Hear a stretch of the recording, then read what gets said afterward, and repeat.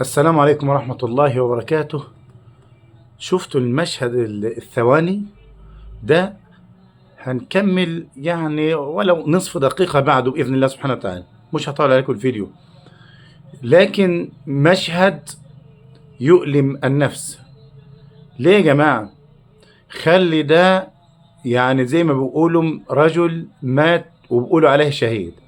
أول حاجة، لا يعلم إن كان الإنسان شهيد أو مش شهيد إلا الله سبحانه وتعالى، والله أعلم بمن يكلم في سبيله.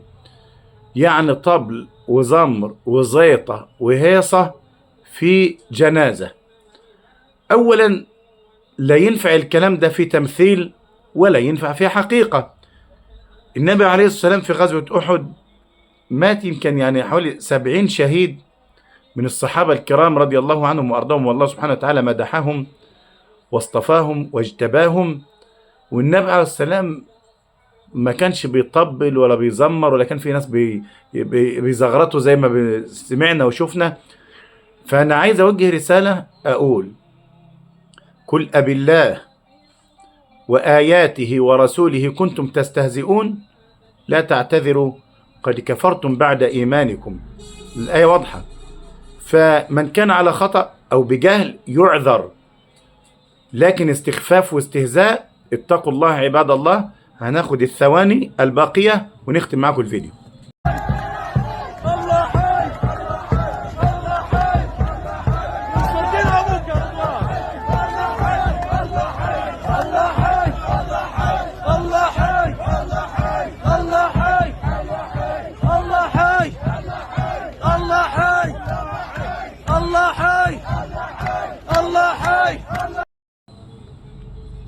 إخواني الكرام، كفى بالموت واعظا، كفى بالموت واعظا.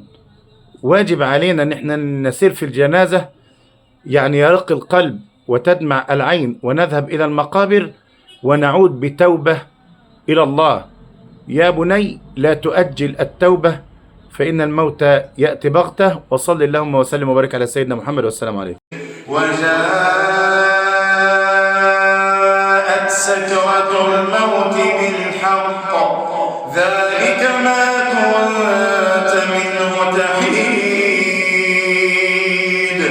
ونفخ في الصور ذلك يوم الوعيد وجاءت كل نفس معها سائق وشهيد لقد كنت في غفلة من هذا فكشفنا عنك غطاءك فبصرك اليوم